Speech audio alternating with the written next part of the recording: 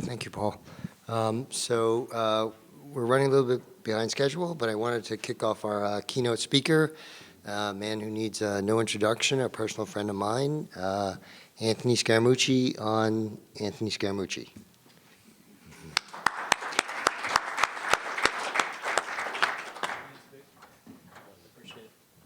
So I have to owe a debt of gratitude to Victor because back in late 2008, I had attended Victor's conferences here at the Encore, the October and May conferences, and back in late in 2008, he came to me and said, "Hey, do you want to take over the May event?"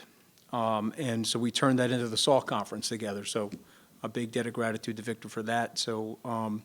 And that conference is obviously over at the Bellagio, although my guess is you're going to convince me to bring it back here at some point. So what I want to do is spend 5 or 10 minutes talking about my reflection of the industry, a little bit about who I think the Fed chair is going to be and why, and then I can take questions, talk about anything you guys want. We can talk about the administration, politics, the politics of personality destruction, which I've dealt with, I think, about as well as anybody could deal with over the last 90 days. But I mean, that's what happens now in our society. There's a phenomenal book on this by Cheryl Atkinson called The Schmear, and it's literally what we're doing to each other in the game of politics. And it's not just Republican Trump supporters that get smashed. I mean, Democrats get smashed too, but you can ask Bill O'Reilly or Eric Bolling what they've gone through in the last 6 months. And it's just legendary stuff that takes place. So I'm happy to talk about that as well. But my first comments are on the, you're witnessing the 9th year of massive monetary stimulus. And so it's crippling the hedge fund industry. If you look at the way we used to run hedge funds from, say, 1998 to 2008, it was very practical. It was very security specific. It was, we're going to get long this and short that based on attributes of those companies and based on the value of the underlying securities. With the advent of massive monetary stimulus and a global coordinated monetary stimulus, that really has not worked well. The last 9 years, you've seen long-short managers underperform the markets, and they get bashed super hard by journalists. And you could be a great money manager. You know, the market could be up 10, your longs are up 16, your shorts are up 8, you're up 8, you're 200 under the market. And then you get this really nasty negative story about you. So my prediction is that over the next 2.5 years, you will see a renormalization in the hedge fund industry, just at the time when everyone will call for the RIP of the hedge fund industry. The Federal Reserve will start the process of interest rate normalization and start to get interest rates back up to normalized levels given where we are in the cycle. So just a couple of things to worry about. Number one, the U.S. economy since 1900 typically goes through an expansion over 7.5 to 8 years and then faces some type of correction. We're already through that now on the most recent expansion. Number two, typically over that period of time, 120 years, you need approximately 400 basis points of stimulus from the Fed to smooth out the economic cycle. And you can see where interest rates are right now. It would be impossible for the Fed to do anything dramatic in the event that we had a slowdown in the economy. Last point is that I do believe, and this is just, again, my personal opinion as a private citizen, is that the president will appoint somebody who is Yellen, Bernanke-like friendly as it relates to the interest rate cycle and monetary policy. And so it could be Chairwoman Yellen again, although I think that's less likely given his campaign promises, and it will likely be Powell, who's somebody that Stephen Mnuchin likes, and Stephen Mnuchin, who's running the Fed selection process. So my guess is it will likely be Powell, and the market will respond favorably to that.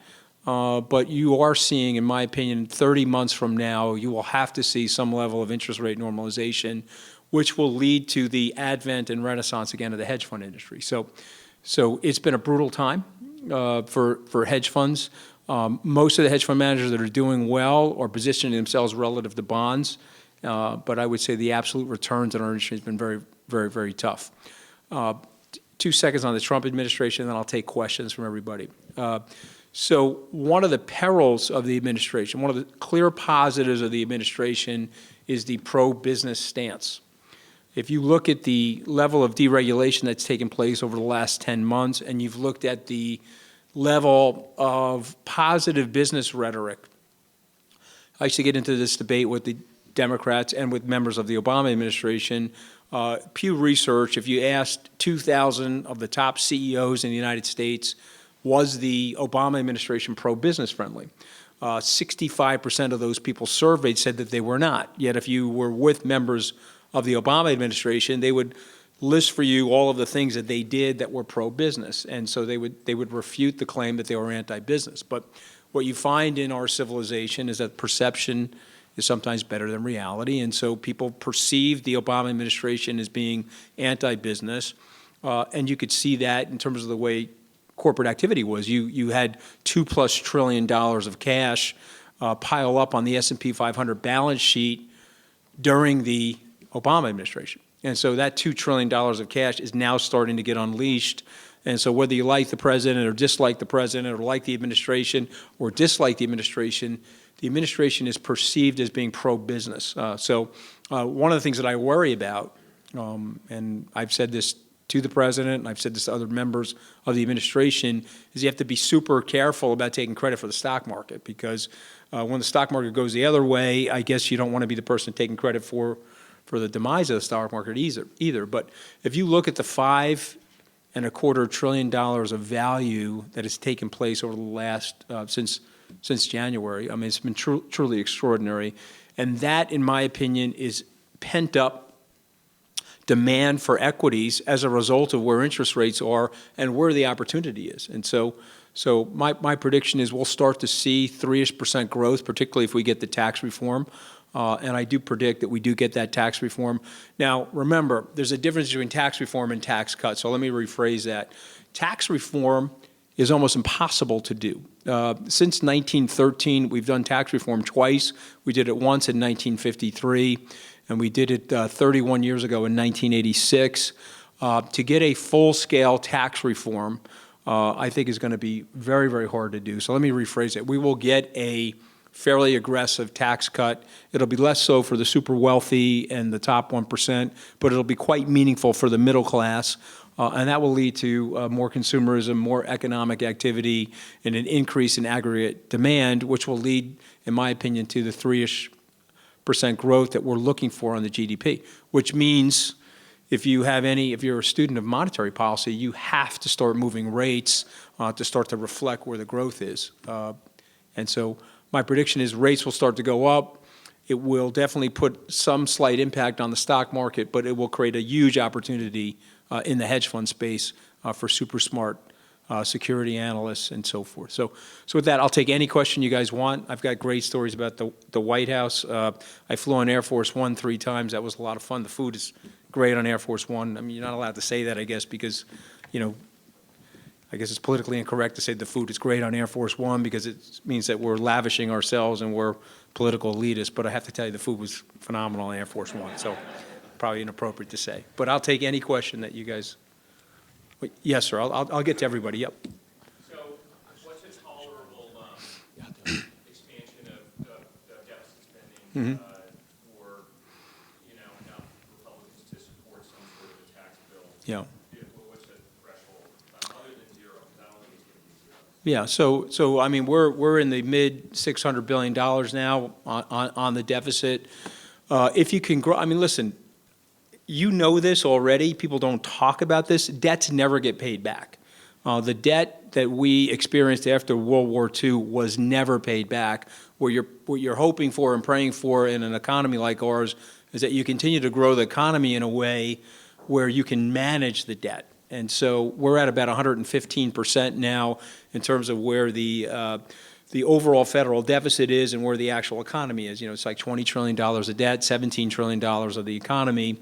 And so if you look at long-term trends on debt, if you've got it's going to be roughly a $4 trillion budget, if you look at the budget, you could probably manage still $500 billion to $600 in that zone of debt. And so now people say to me, well, the deficit hawks on the incremental. Yeah, the deficit hawks on the I really find this, and this is a terrible thing to say, I'm being recorded, so I'm sure I'm going to be lit up about this as well, which is fine. I'm so used to getting lit up right now. It doesn't even matter at this point. I'll just say this to you. The guys who really talk about the deficit and are the deficit hawks, they really don't understand the economy. And so I don't have slides with me, but I can show you the balance sheet of the U.S. government is approximately $60 trillion. So that's everything. That's national lands. That's the energy licenses underneath those natural lands. That's our FCC licenses. That's our federal buildings. That's the U.S. military. It's the entire footprint of the United States government is approximately $60 trillion. So when you look at that and you say, okay, we've got $60 trillion of assets and we're running $20 trillion of debt, it's totally and completely manageable. What is not manageable and is unsustainable for a society like ours is a lack of growth. And so you just have to think about it from this perspective. I don't like the growth deniers at all. We're 330 million people. If the Chinese are 1.3 billion people and they can grow at 7 to 10%, there's no reason why we can't, even though we're a more mature economy than they are, grow at 3.5%. You grow at 4%, you're doubling the economy in 17 or 18 years, and you are managing every single problem that we have in our society. All of those forward liabilities that the Peterson Institute and all these people are trying to scare you about are completely managed if we get the right policies. And so I think you can tolerate that level of deficit spending. The bad news is whether you can tolerate it or not, it's going to happen anyway. And so I like living in a world where, the word is a big, big time important word. The word would and could are really bad words. You got to be careful about that because, what do we know about our lives? We have to deal with the world the way it is, not the way we want it to be and not the way it should be. I tell my kids that all the time. They don't really listen, but that's the truth. And so you're going to be in a deficit-driven world for our lifetimes. The big thing from a policy perspective, and if you're running the government, is to get the growth to a point where you can manage that. And I predict that we will. And also, you're going to see major, over the next 15 years, the journalists are going to be reporting things like, wow, we had 19% of our spending in healthcare. It's now trending down to 10%. And they'll be stunned by that because everybody thinks in this linear way, in this sort of Malthusian way. And if you remember Thomas Malthus in the 1840s said that we were going to run out of food because we were growing the population faster than we could grow food. And then all of this new agrarian technology came into place, and now more people are dying of obesity than they are from starvation, present company included. So my point is that in 15 years, you've embarked upon the age of immunotherapy, the age of chemotherapy, and thank God for this, is ending. And so as that age of immunotherapy rises and we start to customize drugs and we start to customize the delivery of those drugs to each person's DNA footprint, you're going to see a dramatic decline in healthcare spending. This is the biggest irony because our politicians suck. We all know that, right? I get in trouble for foul language. I might as well use a little here. The politicians are terrible, and their policies are totally misguided, yet through the force of man and womankind, the innovation curve that's going to take place in medicine is going to save us, frankly, from the politicians. So all we have to do is manage, in my opinion, manage the growth until we get to that technological S-curve, and then you'll see great prosperity if it's managed properly. So I'll take every question I can as long as I have time. Yes, sir. Can you give us any insight into the administration's Real marijuana policies, yeah. Well, Attorney General Sessions is obviously a big-time not supporter of the marijuana situation. I do think that the train has left the station. So obviously this is me talking as a private citizen, not as a former administration official. I'm reminded of Ronald Reagan in the 1980s that was a pro-life candidate for the American presidency, and yet in the 8 years that he was president, he did nothing to remove the Roe v. Wade Supreme Court decision. And so even though you're hearing a lot of rhetoric related to the marijuana situation, my guess is that the train has already left the station from a regulatory perspective.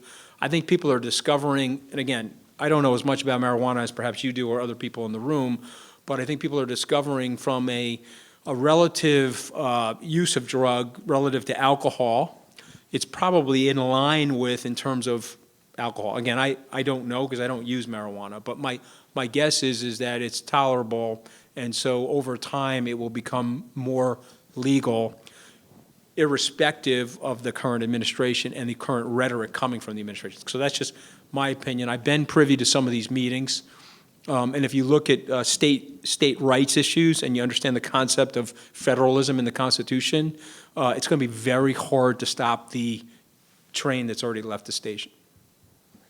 Yes, sir. Two questions. First of all, a review of the tax reform, tax cut package. Yeah. And it doesn't make any sense to me at all that they want to abolish the estate tax and they want to abolish the AMT.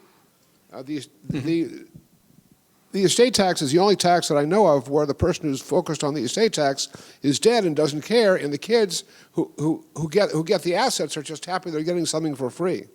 And the AMT is such a small factor in the economy, but it's something that very wealthy people might be subject to, and it's a way to explain it to the middle class and to the lower class. Okay, so here's where I'm really going to get in. Here's where I'm really going to get in trouble. All right, go ahead. That's the first question. I'll give you my opinion. Second question is, could you give us a little bit of a taste of Donald Trump and why he fights all the time, constantly with tweets, and why he's so negative on the press and has a warlike mentality instead of being elegant. Victor, do you have a classy? couch I could lay on? Because I'm going to. Okay. Because this is what I do with my therapist once in a while, so I could lay on the.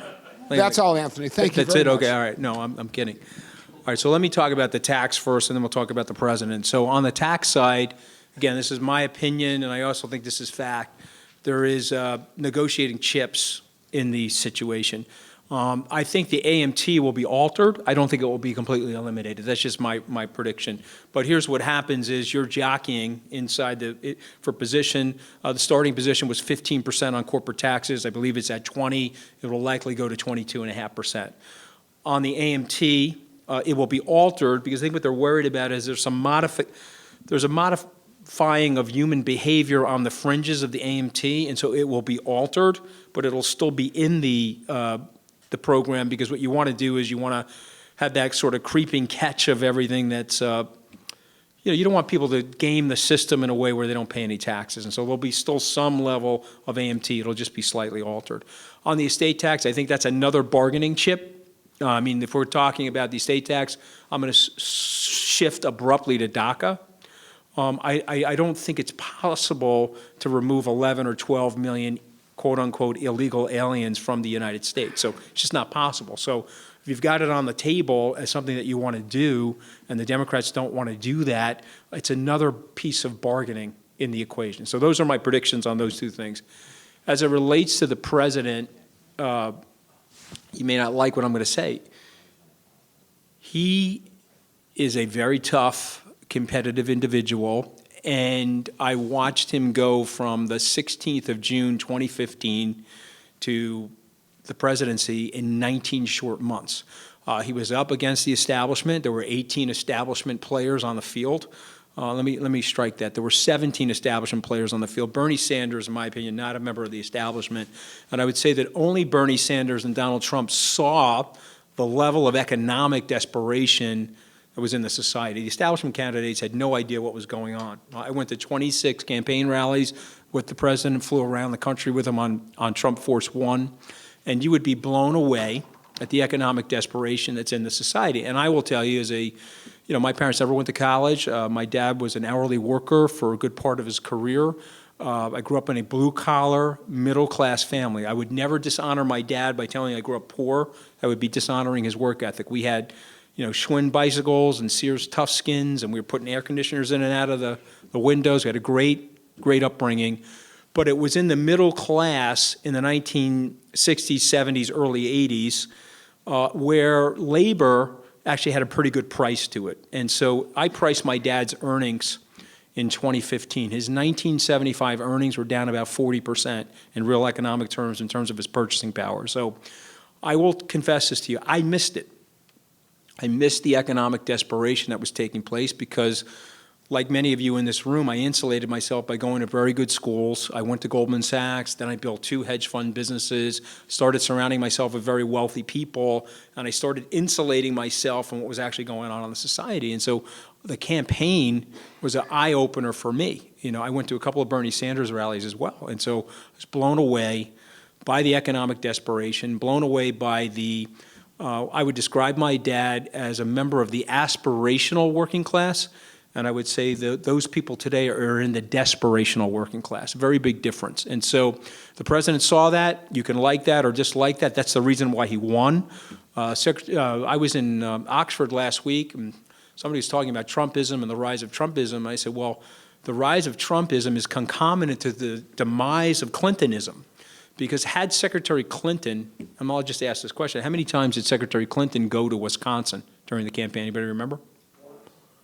No, the answer is 0. She went no times. She was told repeatedly that's the bluest of blue states, no need to go, and she didn't put any resources there.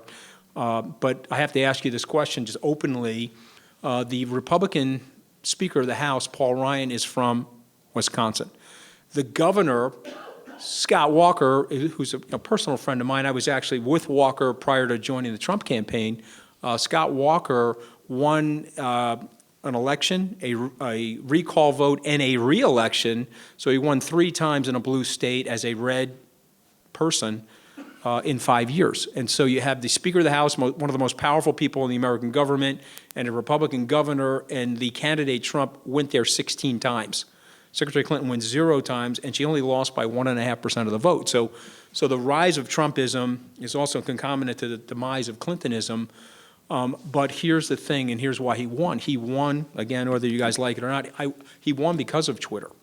That was a very big component of why he won. He had 73%, according to Pew Research. This is not me talking. This is an objective standard research group. 73% of the news was negative about the president. The New York Times, after his election, issued an apology to him because they felt that their standards of objectivity had gotten so off the mark in terms of what they were saying about him.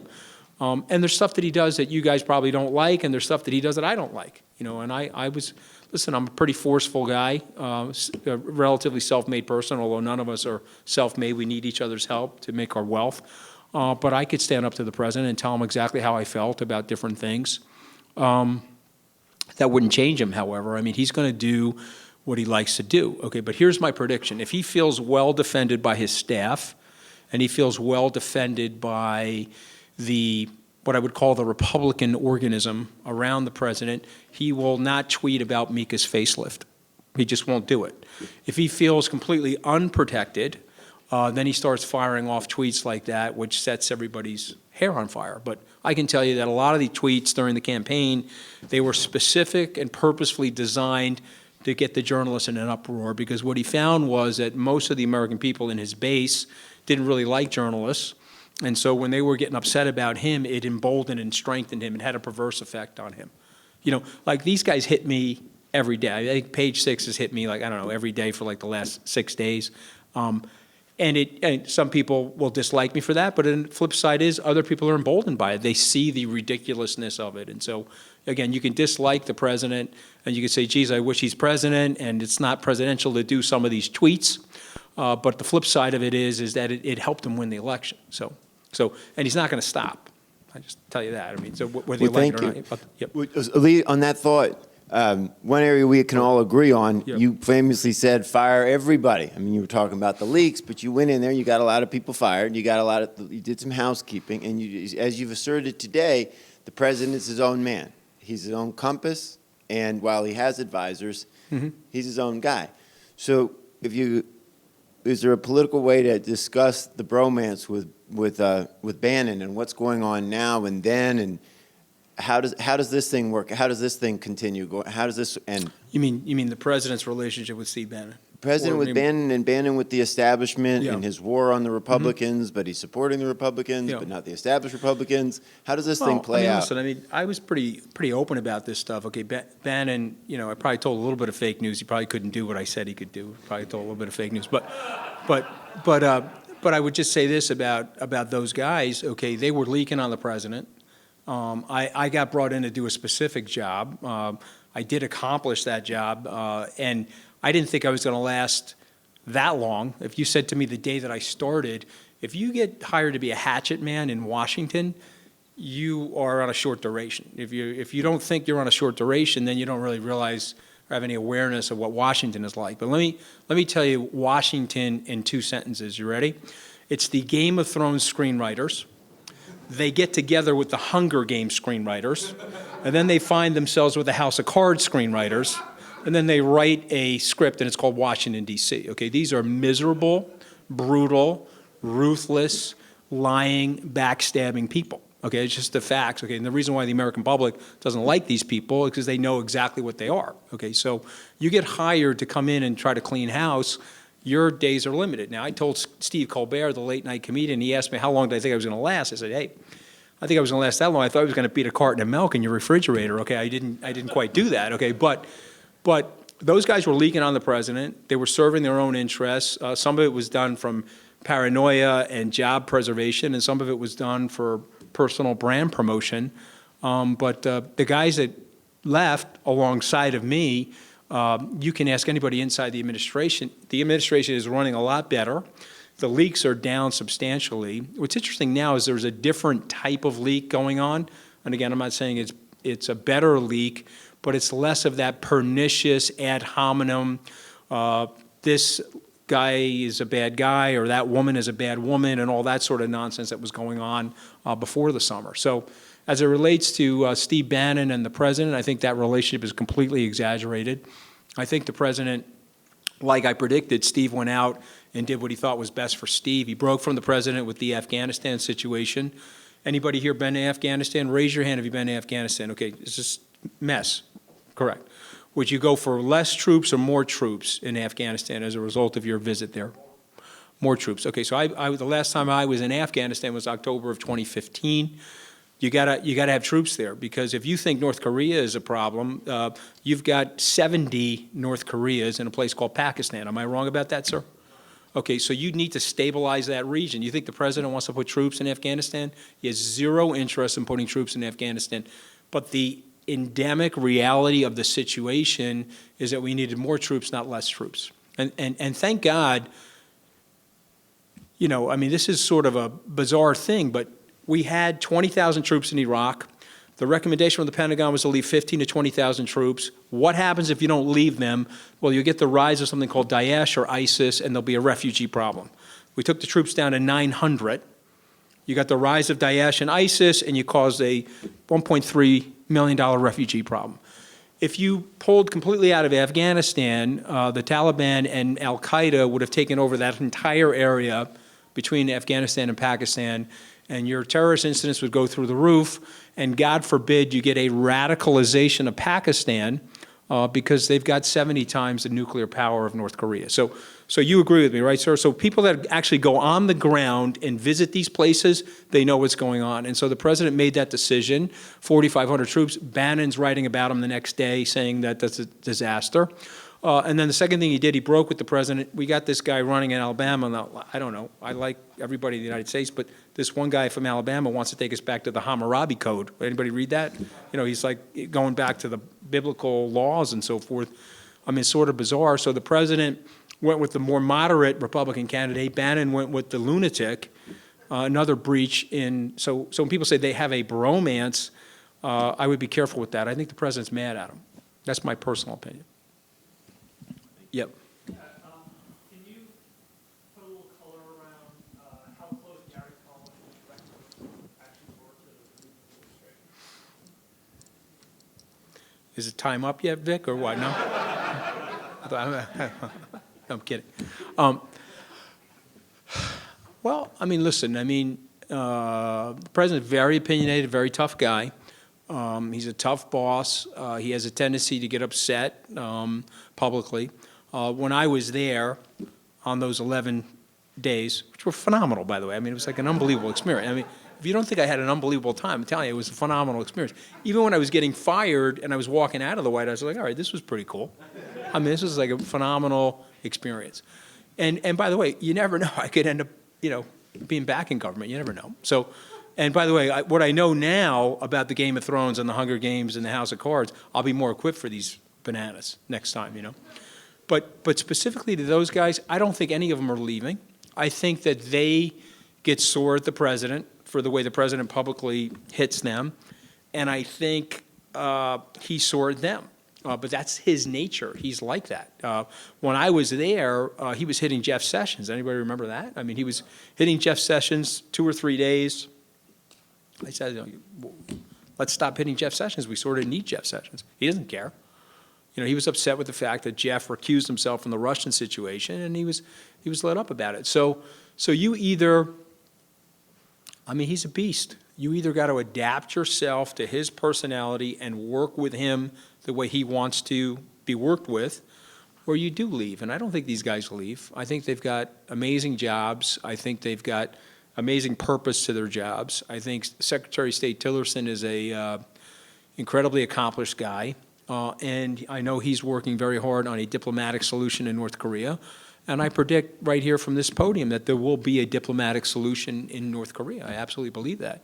And so he'll be a very big component of that. Gary's working super hard on the tax reform with Secretary of Treasury Mnuchin.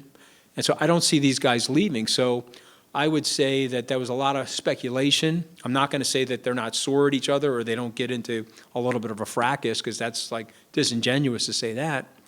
But that's another thing I've learned about Washington. Okay, anybody ever see A Few Good Men? With Tom Cruise. Okay, there's like a great scene in there where Jack Nicholson. People say they want the truth, but they can't handle the truth. And so what happens in Washington when somebody is actually telling the truth, they're like, okay, how do we get rid of this guy? This is not good. We can't have this guy telling the truth. And so I said to Reince Priebus, you want to glad hand me and you want to be nice to me to my face, and then you're picking up the phone and you're calling reporters and you're trying to find, this guy spent 7 months in opposition research. He figured, I'm an Italian American and I worked on Wall Street, I got to be a criminal. That's what he figured, okay? And so he spent 7 months. I had 28 years on Wall Street. I don't even have a personal trading account, never had one, because I felt I had to put all my money in my fund. And this way, when the SEC or the NFA, whoever came in, any regulatory agency that came in to view us, they couldn't say anything about me. I had all my money in the fund. There were no personal accounts for my kids, wife, 2 wives. It didn't matter. I didn't have any personal accounts. Okay, my point is that that's what these guys do. They rummage into each other's backgrounds. This woman, Cheryl Atkinson, wrote a great book called The Schmear. It's the politics of personality destruction. If I'm an effective communicator and I can reach the American people and I can explain to the American people what's going wrong with their government and how to fix their government, you got to take me out.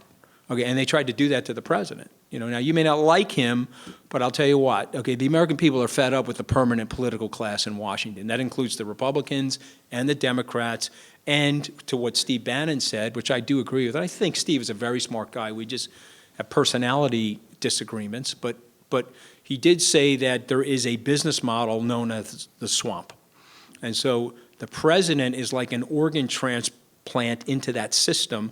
They hate him. And so the immunological honor rejection started to take place on both sides.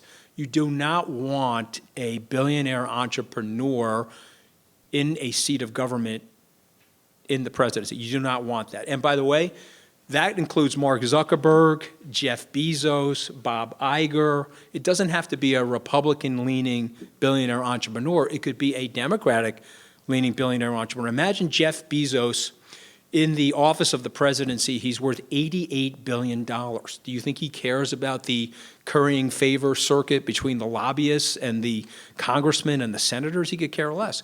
What he would want to do is he'd want to smash that system so that he could benefit the American people. Those people don't want that. And so what they'll do is they'll create the politics of personality destruction.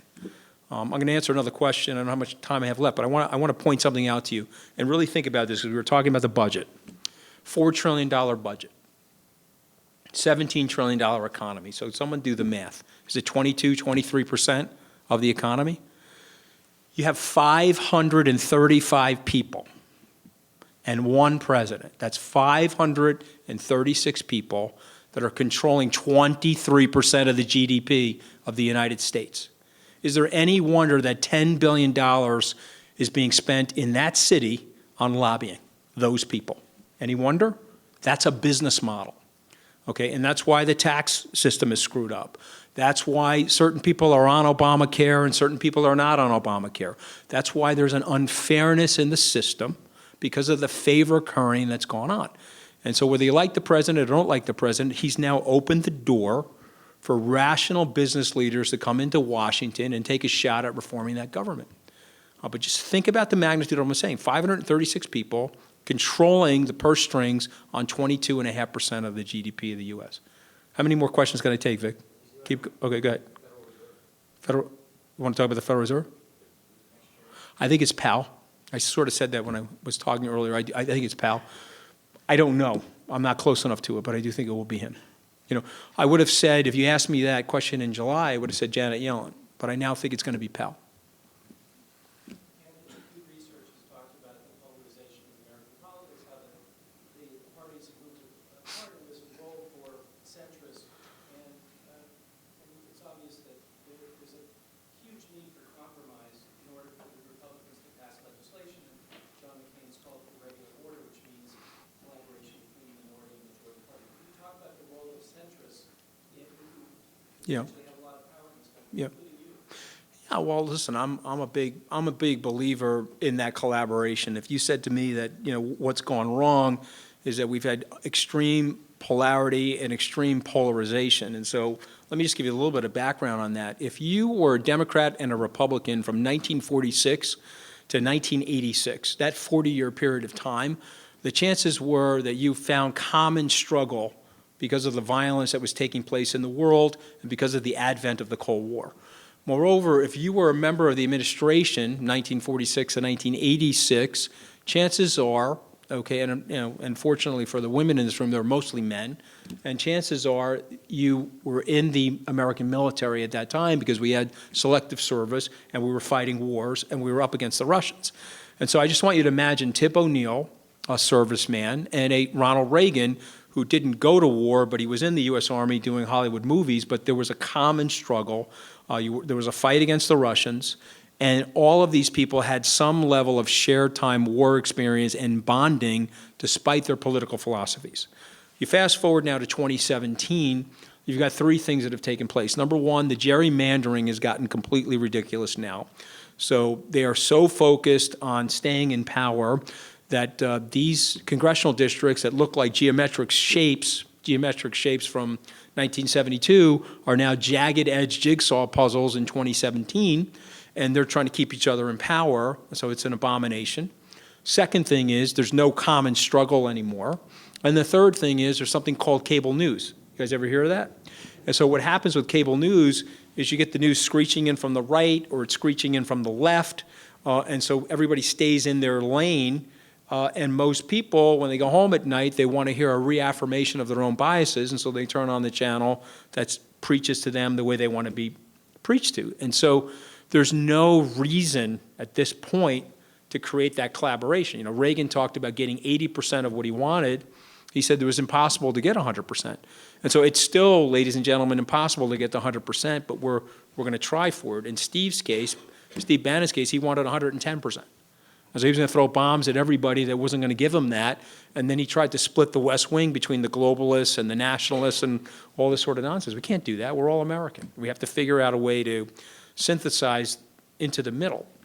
I'm really not a centrist, but I believe in collaboration. So my political leanings, not that you guys want to hear them, is that I tell people I'm a socially inclusive person and I'm fiscally responsible. Now, I don't say I'm socially liberal, because we've spent billions of dollars on the word liberal to destroy that to half of our society. I don't say that I'm fiscally conservative, because we did the same thing. We spent billions of dollars on that word to destroy half of the society. So I don't believe in centrism, to be candid. I think that there are, I believe less in left and right and more in right or wrong. You see the difference? And so we have to move to that standard in our political system if we really want honest reform and we want to do the things that the country is capable of. Okay, so I mean, I'll just ask this rhetorically and take another question. What politician do you know, an American politician, that has a 25-year plan for America? Anybody? We don't have a 25-year plan. We don't have a public figure that says, okay, listen, we've got to fix the educational problem. Hey, newsflash, the manufacturing jobs are not coming back, but we can retool and we can retrain this workforce, but it's going to take us 25 years. Here's the plan that we can put in place to rebuild our infrastructure, our electrical grid. Here's our plan for cybersecurity. Here's our plan to combat, contain terrorism. Here's our plan for legitimate immigration. And here's a 25-year plan that we need to make a commitment to in a bipartisan way to heal America. Anybody hear that? No, nobody's heard that. Okay, so it's very, very frustrating to be in this 10-second, 15-second soundbite debate all day. But I do believe that we're going to move, as our technology gets better and as our social media resources get better, we're going to move into a post-political party world, into something that's a little bit more apolitical and more fact-based and more research-based, and again, more left and right as opposed to, I'm sorry, more right or wrong as opposed to left or right. Yes, sir. Simpson Bowles attempted that. Simpson Bowles got together. They did a long-term plan to solve the deficit, but then there was no appetite to implement. So they did the commission. They got together. They touched third rails on both sides. They touched entitlement reform and they touched tax reform. So Paul Ryan rejected it, and President Obama, who put the thing together, also rejected it. And so, again, 2008, was President Obama for or against gay rights and gay marriage? Anybody remember? He was against it. Why was he against it? Because the society was against it at that time, and it wasn't moving to where our children have already moved to. Our children have already litigated the issue of whether gays can get married or not. They don't care about it like, for some reason, our generation does. And so what happens is you've got to create that level of frustration in the body politic. I'll be very critical of everybody in this room, and myself included, okay? There's a level of apathy that we've all had in the political system. Every one of us is running our businesses, trying to raise our families, and we've disengaged from the political system, and we've allowed these lunatics to take over the asylum and run the system into the ground. And so I'm just saying that everybody in this room, myself included, we've got to get more involved. You know, somebody asked me the other day, why did you get so involved? I said, hold on a second. If you're at the highest marginal tax rate in the U.S. and you live in New York or California, you're a minority partner in your own business, in your own life. 53% of your money is going out the door. Okay, your life is being run by living politicians and dead economists. Pay attention. Okay, and so you got to get involved. You're a minority partner in your own life. So you better get involved with the hiring decisions. So you're correct. The political will isn't there. But if the American people, which are now voting in people like Donald J. Trump, if the American people say, hey, look, you know what? Really tired of this. Mad as hell, not going to take it anymore. You'll see them start to shift to things like Simpson Bowles and things that are quite rational as it relates to policy. But we got to push them there. They're not going to get there on their own. Yes, sir. I'll get there. Yep. You describe yourself as not a centrist, fiscally responsible, socially inclusive. I think that covers most people in the country, just neither political party. The commonality is, fiscally and socially, less government involvement in your life. So maybe that's a way to describe it. But here's the problem with what you're saying. Okay, they've done an unbelievable job of fortifying their duopoly. They've done an unbelievable job. So let's say you and I wanted to start that party. We wanted to start the socially inclusive, fiscally responsible party. Forget it. Game over. So what we have to do is we have to take control of one of the two parties and go after the American people, because these guys have put laws in place that absolutely prevent the origination of a party like that. I agree. I think that's why Trump is succeeding, is because he doesn't fit into either of those parties, and most people are. But my question is, Robert Mueller, in charge of this Russia investigation, Yeah. kind of coming up more and more now, how he was head of the FBI during the uranium sale Russia by whoever. Yep. And do you think that was part of whoever's plan to put him in there because this was going to come out and it was going to force him to refuse? Okay, so no, I don't think that. I think that's all accidental. But back, we were talking about Steve Bannon. Steve Bannon said that the biggest mistake that was made by the administration thus far, I think he said it was like one of the biggest political mistakes in our history, was firing Comey. I agree with Steve Bannon on that. Comey should not have been fired any more than Sessions should have not have recused himself. Comey should not have been fired. But since both of those things happened, you have the rise of Robert Mueller. I can tell you definitively, again, I was on the campaign, worked very hard on it. I was one of the executive committee members of the transition, and even though Bannon and Priebus blocked my arrival in the White House by 6 months, almost to the day, 6 months and 1 day to be exact, you know, there was nothing going on with the Russian situation, nothing. And so the president will be completely exonerated as it relates to the Russian situation. What I fear about the Robert Mueller situation is that, let's go to Ken Starr. Ken Starr was over here focused on Whitewater, and he did that for like 6 years, and then all of a sudden he swung over here to Monica Lewinsky, and President Clinton got impeached. And so, you know, when you have a special prosecutor with unlimited resources digging and digging and digging, he's not going to find anything related to Russia, but he may find something related to something else that I don't honestly even know about. So if he gets recused, you still have that open wound of that ongoing investigation. So I think it's bad for the president. It's distracting. I would say if a Democrat was in place, I would say it's distracting to the Democrat. So, but going back to the duopoly, this is a very, very important point. And please listen, because you know I watched it firsthand. Okay, there is a permanent political class of people. Permanent political class. They care nothing about the average American.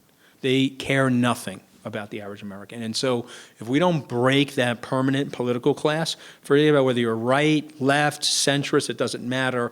You've got to get citizen politicians in the game that actually care about the American dream, care about the American people. These guys do not care. Okay? That's why they hate my ass, because I actually do care, and I don't care what they think. I'm going to go right at them. Yep. So I have a couple of questions. The first one is an investor's relative rated thing that worries me is my bullish bias. When am I going to be wrong? Yeah, good question. When is this bullish bias going to be wrong? I sort of, again, I can only give you my opinion, because what do we know about people that forecast things? They invariably get them wrong, right? I'm just saying you got 30 months. This will play out over the next 30 months. You'll be 6 months after, 10 months after the congressional cycle. You have to see Federal Reserve interest rate normalization. Yeah. Probably about 30 months, you're going to see some sort of a spike in the rates. Oh, thank you. So we're going to see some sort of a spike in the rates. But what I'm also concerned about is the Trump trade, right? What happens if taxes are cut, whether it's at the top or at the middle class, doesn't matter. They're cut, but it doesn't translate into any type of actual earnings going higher for companies, or some sort of companies doing stock buybacks or dividends going higher. It doesn't translate. Is that a shorter time frame than that 30 months? Could it be 12 months or 9 months? Okay, so again, I can only give you my opinion, which Right. the only thing I can predict with absolute accuracy is that most of my opinions are going to be wrong. That I can predict with absolute accuracy. So I can just say to you that if a tax cut comes into place, the perception as it relates to business is way better than the reality. And so you have a pro-growth president. And so, again, taking up half of the GDP, or, you know, you look at the marginal tax rates, you know, or you've got 23% of the GDP going to the federal government, and you have a pro-business president, most business leaders will say, okay, I'm going to invest more, I'm going to look for higher returns on capital, I'm not going to hoard as much cash. So on the margin, I think we're going to do better over the next 2.5, 3 years. Nobody asked me this, but if he wants to run for re-election, he will win re-election. Okay, you guys, you can listen to the mainstream media all you want, but that's one of the predictions I'll take to the bank, because since 1880, it's almost impossible to dislodge a sitting president. And so the only time city presidents get dislodged is in massive recessions or very high spikes in unemployment. And George Herbert Walker Bush, when we experienced the recession in 1990 into 1991, the only reason why he got dislodged was because of Ross Perot. If Ross Perot had not entered that race, remember William Jefferson Clinton only won by 43% of the popular vote. So this is a pro-business president. The people like the status quo. I can go to my mom, who, she was asking me why I was supporting Mitt Romney in 2012. She's like, my Medicare is getting paid. The Social Security check that your father gets is coming on time. Why do we want to disrupt the apple cart and get rid of Barack Obama? And that's how people think. I have a second question. Yep. After hearing you, when is it going to be Senator Scaramucci? Senator Scaramucci, no chance. No, I'm not saying this because I'm not a politician. I don't think I could run because I'm just too opinionated. I'm not going to get into the gobbledygook speak that you need to get into to split the baby, to get the certain voter things. I'm a Republican in the state of New York. The registration is 7-2 Democrats. So I look at that and say, the math can't make the math work. I mean, I could theoretically run for governor, but I could never run for governor while Andrew Cuomo's in place because 24% of the voters are Italian American, and he would get 18 of the 24%, and he'd beat me in all the other categories. So I'm just, again, being honest, I'm a data-driven person. I don't have that ambition, but the ambition I do have is to speak with the appropriate voice and to get out there and try to energize people to really think about what's going wrong so that we can try to make it better. Because if we don't, things will not be as good as they could be. We're still going to be fine because of technological advancement. It's still going to be fine because there's an unbelievable amount of smart people and we've got a great system, but it could be better than that. We can make it so much better than that. And what I fear is that if we don't figure out what to do with the lower middle class and the middle class, it's going to be very bad for the people in this room. You do not want to live in a barbed wire security compound in your McMansion while your fellow neighbors are suffering. You just don't want that. And so we have to figure that out. That could happen. All right, why don't I take two more questions, and then I'll take this one, and I'll take the one in the back. Yes, sir. Mm-hmm. I was really upset at Oxford. Okay, I only had 10 protesters. Okay, I mean, Corey Lewandowski had 50 protesters. Like, I called Corey. I said, I don't know, I must not be doing a good job. Okay, I'm sorry. Go ahead. Like your thoughts on UK in the context of Brexit and also Yeah, Europe. yeah. And maybe if you could talk a little bit about Russia Mm-hmm. and the rest of the world. So, And how it impacts the United States. so the UK is a very good mirror on the United States. There are kissing cousins. And so what I would say to you, and I'll tell this quick story, I'm on the Harvard Law School Leadership Council. And so she has a 25-member council. And it was the day after the Brexit. She was hosting a dinner in New York at the Trump International Hotel. Ironically, the Jean George restaurant on the second floor, they have this long table. And so I'm there with the dean of the Harvard Law School, Martha Minow. I took civil procedure from her when I was there. She's got her 25 people there. It's the day after the Brexit. She says, I just got back from London. Everyone told me there would be no Brexit. I met with Prime Minister Cameron and all these other people, and everyone said that there would not be a Brexit. What the hell happened? Why was there a Brexit? And so I raised my hand and I said, how many people in this room have been to a Bernie Sanders or a Donald J. Trump rally? And nobody raised their hand. And so what ends up happening is we get our collective bias. And again, like I said, I suffered from it myself until I got involved with the campaign. And so you have the same desperational anxiety in the middle and the lower class in Great Britain that you have here. Now, let me give you the bad news. I just got back from there, and I met with a lot of governmental officials there, and I'm very good friends with Mark Carney, who worked with me at Goldman, who's now running the Bank of England. The Brexit is a very bad idea for the British economy. Long term, it's a very bad idea. And so it's not clear to me that there will be actually a Brexit, that they will probably come up with a way to potentially relitigate and re-vote on that. So, but it still doesn't get away from the economic anxiety that's there. As it relates to greater Europe, you can take this to the bank. Fixed exchange rates do not last. They have never lasted in any civilization.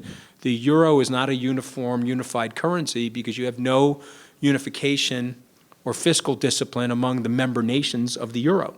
And so it's really just a fixed exchange rate, and you can go through 5,000, 6,000 years of history. Fixed exchange rates don't last, and so unless they come up with a way to unify it, which I think is impossible in Europe, the euro will go by the wayside. It'll go by the wayside at some point in our lifetimes.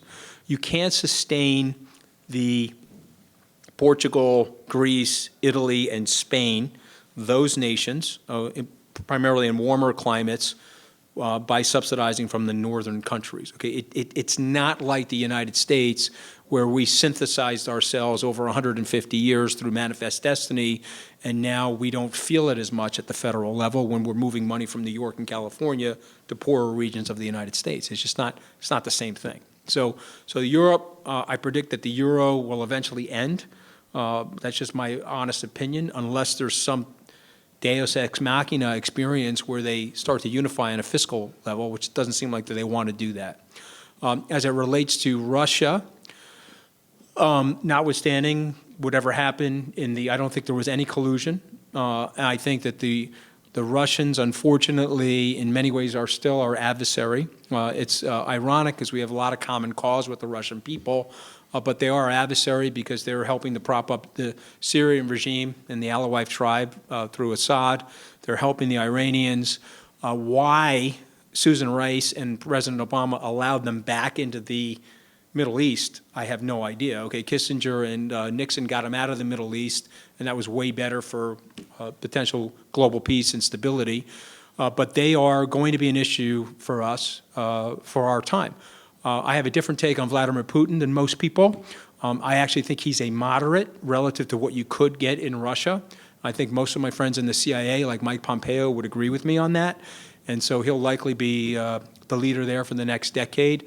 That will probably be a good thing for the United States, not a bad thing. Talk about China. 30 seconds on China. I think the president has figured out, he'll be going to China. I'm hoping to actually go on that trip in about 10 days. I think he has figured out that we need a very strong bilateral relationship with China. But I think he's also convinced the Chinese government, and not to give you a free trade 71-year tutorial, but I'll be brief. The playing field on trade has been uneven for the last 71 years. The United States made a decision post-World War that we would uneven the playing field. All goods and services can flow freely into the United States unembargoed. We would accept embargoes and quotas from all the rest of civilization. Why did we do that?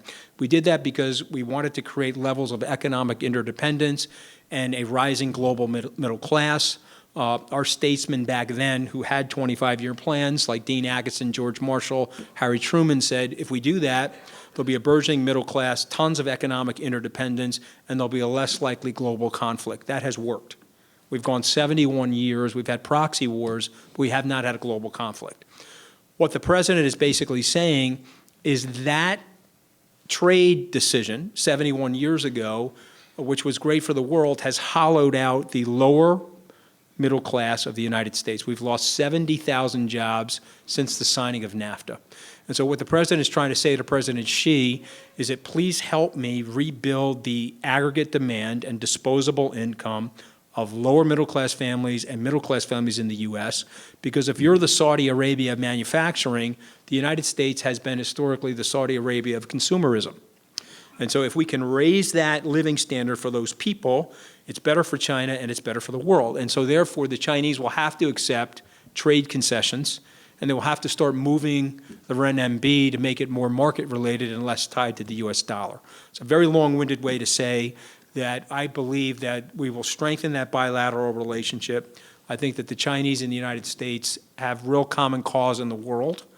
And I think that China will continue its peaceful rise. I don't see why we need to be in a military situation with China. Do I have time to talk about North Korea for 2 seconds? Because this is not reported in the news. Okay, so North Korea, I have a totally different take on North Korea. He's not a two-dimensional cartoon character the way the media tries to make him out to be. He's actually a brilliant guy. He was educated in Switzerland. He went K through 12 to a phenomenal boarding school in Switzerland. He is most like, and you can take this to the bank, he's most like Vladimir Putin than any other political leader.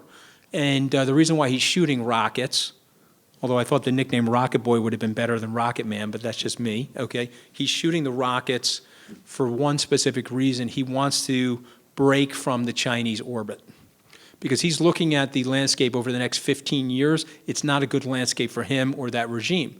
That regime was put in place in 1953 at the North Korean, at the DMZ, the armistice. We negotiated with Mao. Eisenhower back-channeled with John Foster Dulles and said, okay, we're going to have peace. You're going to put the Red Army back in China. We're going to pick this border. Why do we do that? The Chinese wanted a buffer between whatever economic miracle could take place in the South through capitalism and their border, because they knew that if you had an economic miracle in North and South Korea, that would be a very, very big threat to that regime. Okay, and that's why that was put in place in June of 1953. So here we are now. You've got a situation 63, 64 years later, where now you've got a economic miracle taking place in South Korea, and you have an economic miracle taking place in China. There's no longer the need for North Korea to be that buffer the way it was over the last 60 years. And so that kid is not stupid. He's shooting the rockets because what he wants is he wants a deal similar to what the Iranians got. He wants a $50 billion deal for infrastructure, put 10 in a Swiss bank account for him and his family, and put 40 into his economy, and spin away from the Chinese. See, has that been reported in the press? Of course it hasn't. That's really what's going on there. Okay, so my prediction is that the West will come up with a settlement, and the Chinese will work with us for that diplomatic resolution. That's my prediction. All right, so I'm probably out of time. You want me to take a few more questions? You want me to? All right, I'll take one more question. Go ahead. Go ahead, sir.